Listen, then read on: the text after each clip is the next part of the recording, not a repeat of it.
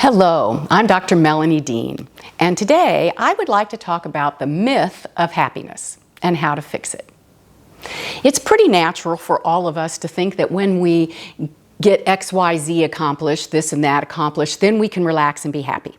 It's natural to think that when we accomplish some goals we have at work, then we can relax and be happy, and work will go easier and smoother. We can be happy then.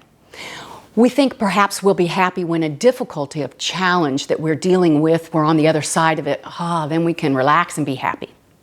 So it is very common and natural for us to have goals in our life, and then we think we're going to be happy on the other side of that goal. That's the happiness place.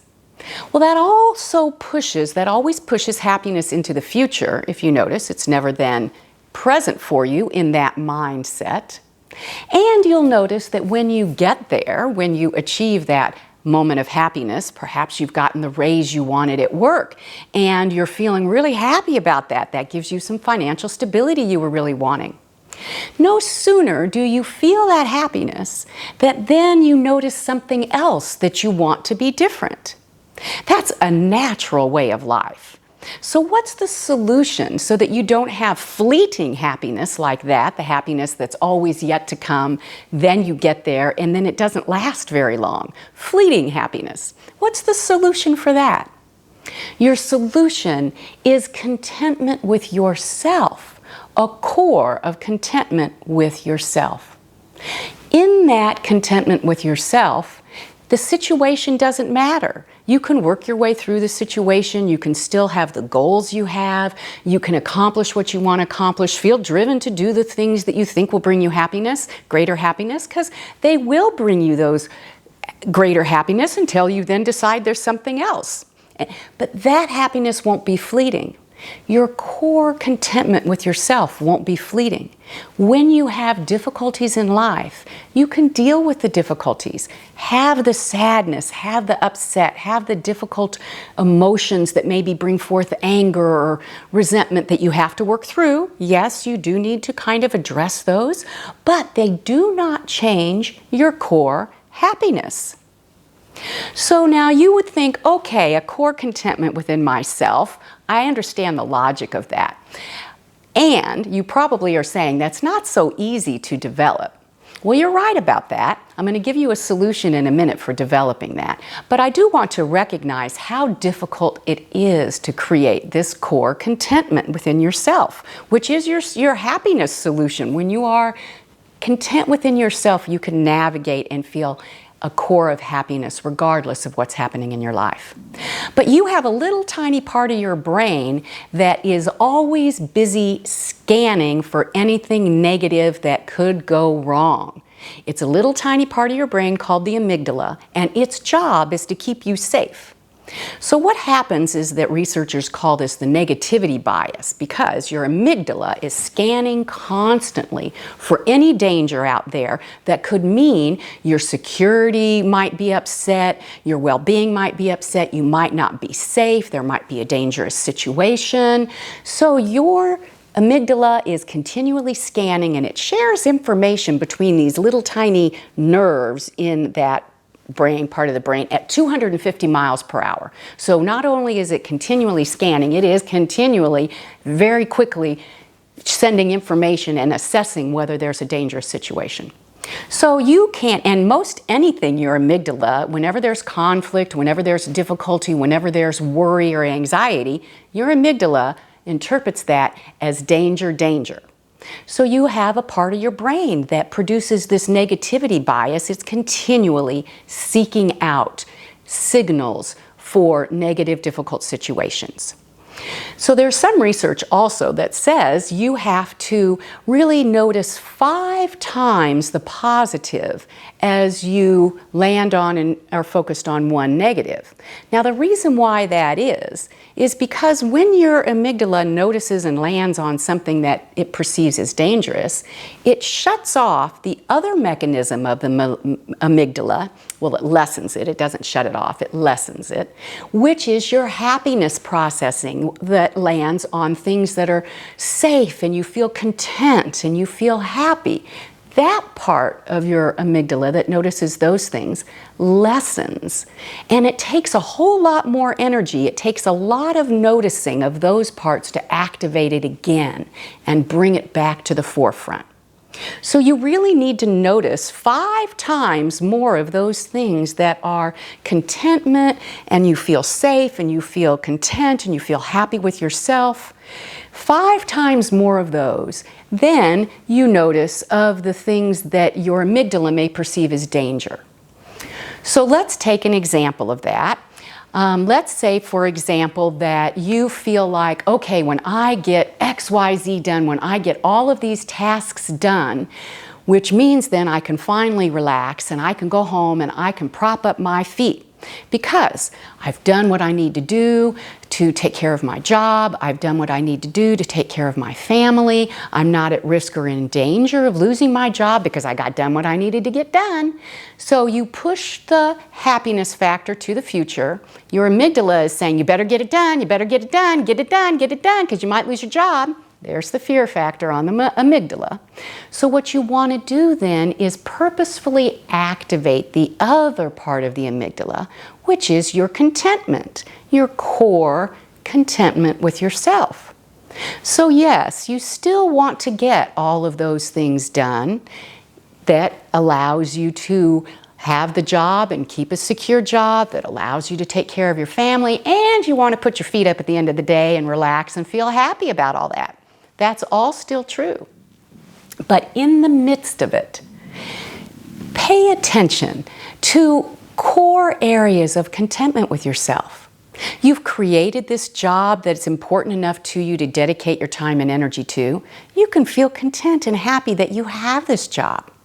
You can feel content and happy that you have the skills and the ability to do the job.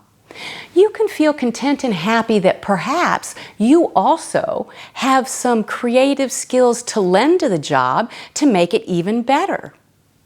You might feel content and happy for the family that you have, that you are eager to take care of in a way that puts a nice meal on the table, and then you're looking forward to relaxing and propping up your feet, but you can feel content and happy for this family that you have.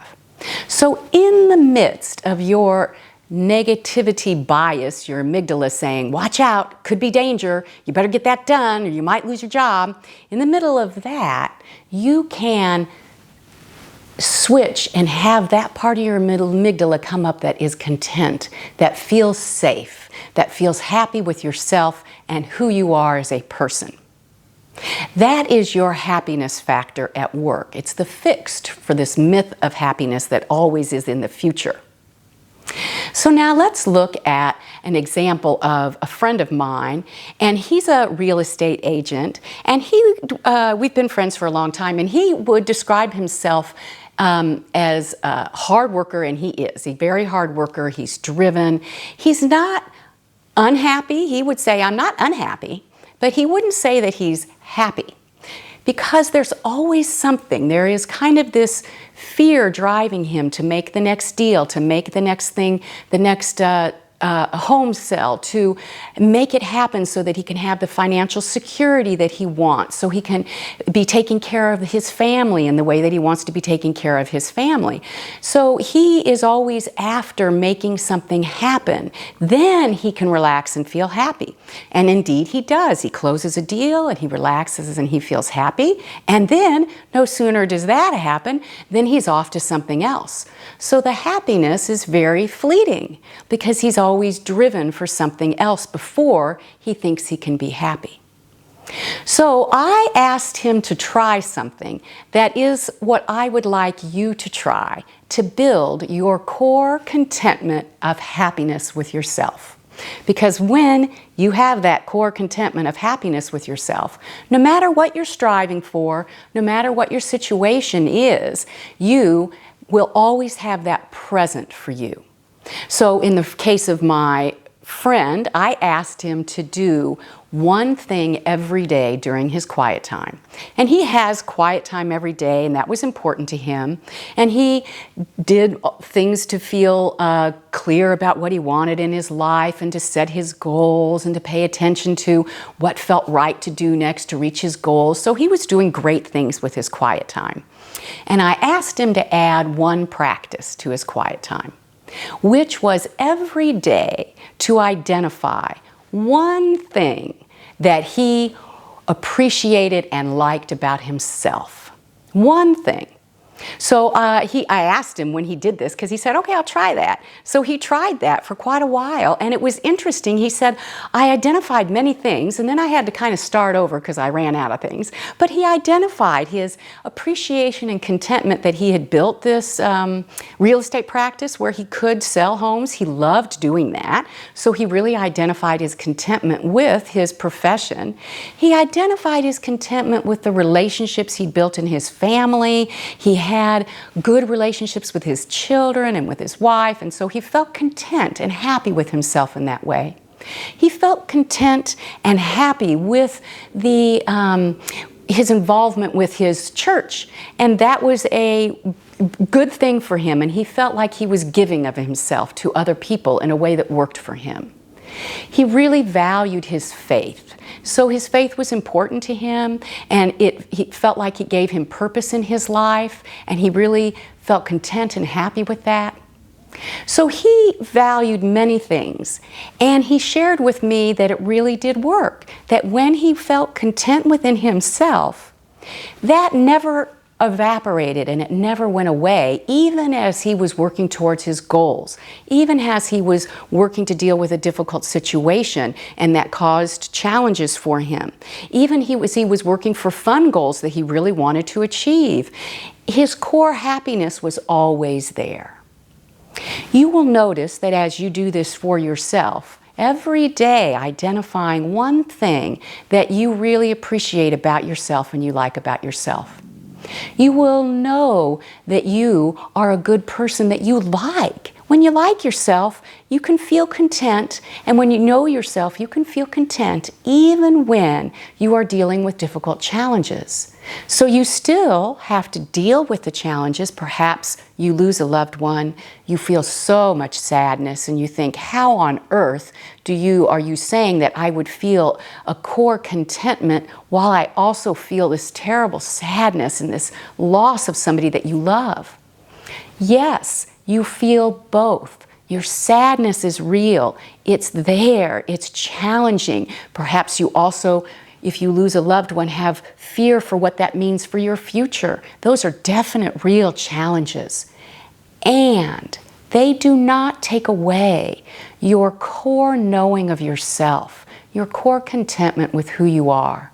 You know that you will be taking one step forward after another, and the sadness you're dealing with and the challenges you're dealing with does not take away from the core happiness and contentment within yourself. So here is to getting to know yourself, using some of your quiet time every day to identify one thing about yourself that you really like, and the next day to identify something else, and the next day to identify something else. And you may have to go back and identify some of the previous ones again, and you can reinforce those. And you will notice that you just slowly are building your own core happiness that stays with you regardless of your circumstances. And then you can still enjoy your on-the-top moments of achieving things that you wanted to achieve, or getting through a difficult situation and feeling good about that. Those peak moments of happiness are still yours to enjoy. And you have happiness that rides with you through all circumstances in your life. So here's to really paying attention to who you are as a person, liking yourself, knowing yourself, and feeling that core contentment of happiness. And here's to living a powerful life.